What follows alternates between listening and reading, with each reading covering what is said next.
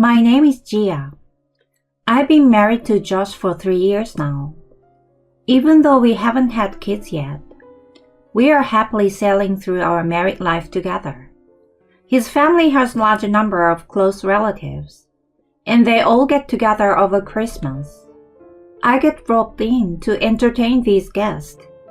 Josh being the eldest son, and I, as his wife, I'm supposed to assist his mother in preparations. It wouldn't be so bad if it were just that. The toughest part for me isn't Christmas, it's Thanksgiving. During the 4-day weekend, all the relatives gather at once and feast together. I have dreaded this holiday ever since I got married. It's not that I dislike having holiday parties. In fact, I enjoy them a lot. I don't mind cooking or making various preparations when relatives come over. It's the blatant mother-in-law's bullying that I can't stand.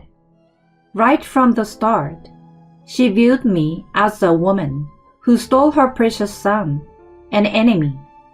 She's got this perception. When we went to visit her the day after our wedding, she straight up said to my face, "I don't acknowledge you as my family. Mark my words."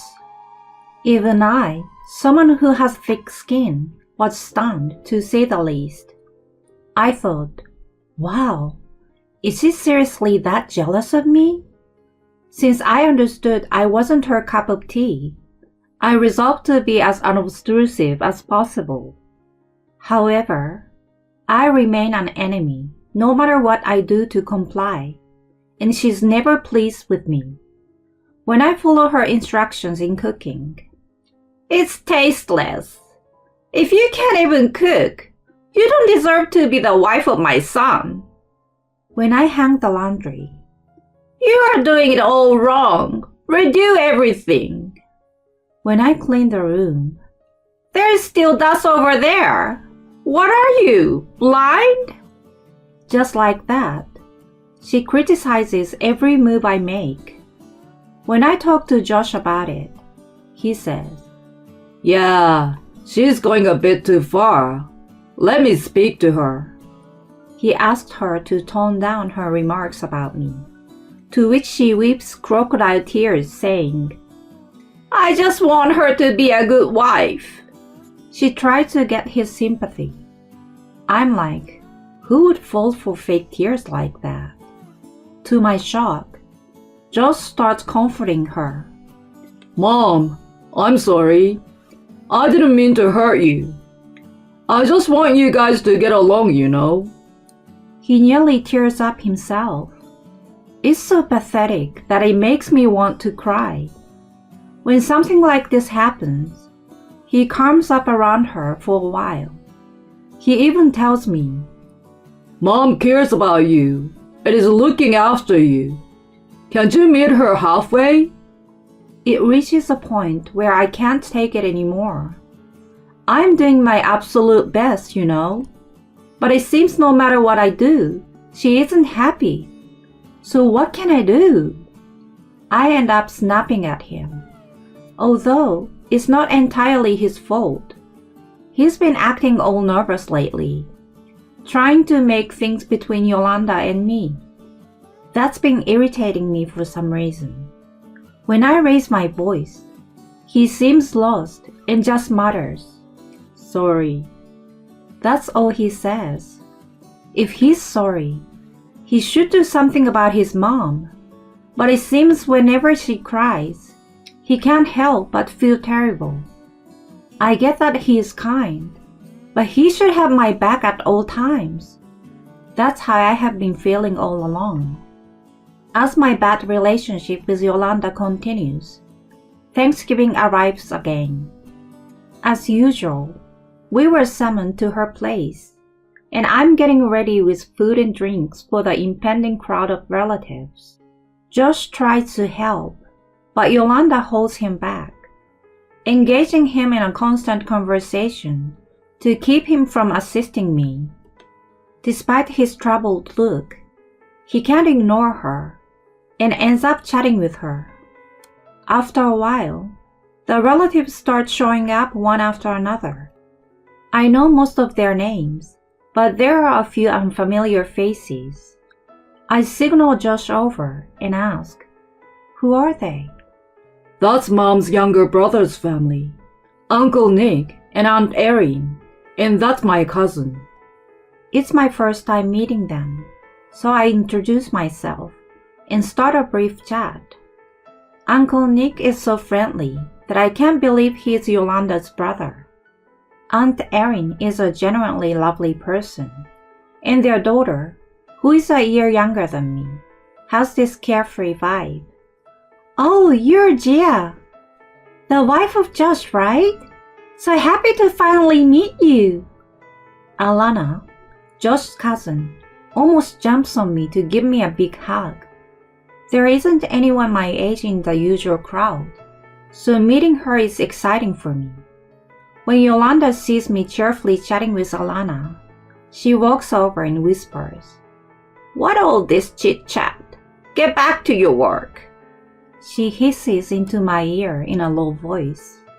She's wearing a smile that doesn't reach her eyes. She detests seeing me having fun with the relatives. To avoid upsetting her father, I quickly go back to the kitchen. A few minutes later, Alana comes in as I'm frantically preparing alone. "Hey girl, what you doing? Let me help you." "Oh really? Thanks." I ask her to serve food onto plates, and at that moment, Yolanda must sense something and come into the kitchen.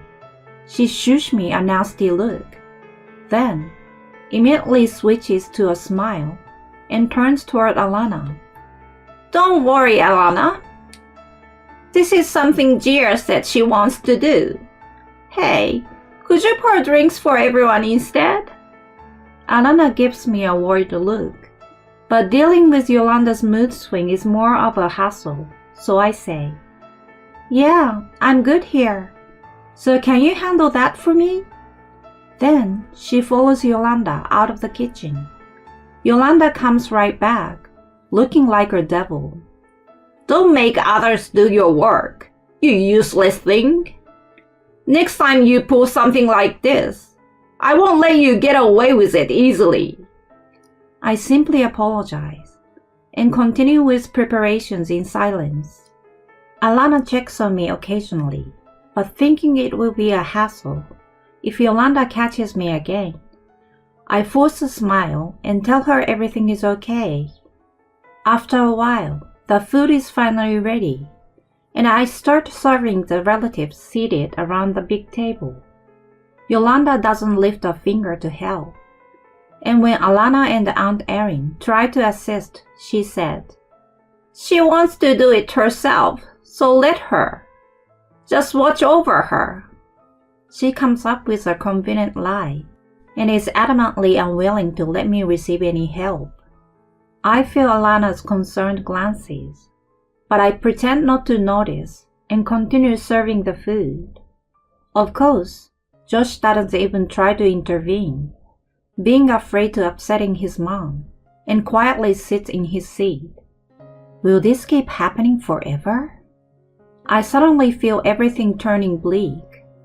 After finishing serving all the dishes, I take a break alone in the kitchen, snacking on leftovers and lounging on a chair. I hear Yolanda's loud laughter coming from where everyone's gathered. She keeps going on for so long that curiosity takes over me, and I take a peek. Once I listen in on their conversation, I realize that what she's saying is beyond appalling. "Well, you know, Gia is really useless. No matter how many times I tell her, she just can't get the chores right. I don't know if she will ever get it. It's ridiculous, you know." She cracks up after saying that. It turns out, the laughter I've been hearing is just her bad-mouthing me. I know she dislikes me, but I never imagined she'd make fun of me in front of relatives. Her voice is loud, so I'm pretty sure the entire room is aware of my faults now. I glance at Josh. who is awkwardly smiling and not saying a word despite being in a position to fight for me. Why is he smiling? I can't help blurting out. The person who should have my back is just sitting there, laughing awkwardly without a protest. I'm incredibly frustrated and feeling pathetic. Yolanda keeps spouting one bad thing after another about me. She can't even hang the laundry right, so I always have to redo it. Cleaning either. There are always some dirty spots left. In the end, it's double the work for me. See, the food is kinda meh, isn't it? She doesn't make an effort. Even though the relatives don't seem genuinely amused by the stories she's sharing, they're going along with the mood. They laugh and nod in agreement. I feel for you. They sip drinks while listening to her bad-mouthing me. I can't do this anymore. I feel all the anger I've been holding back surging up, realizing I can't take it anymore. As I step inside the room to say I'm leaving, a spoon suddenly flies toward Yolanda with tremendous force. Oh my God!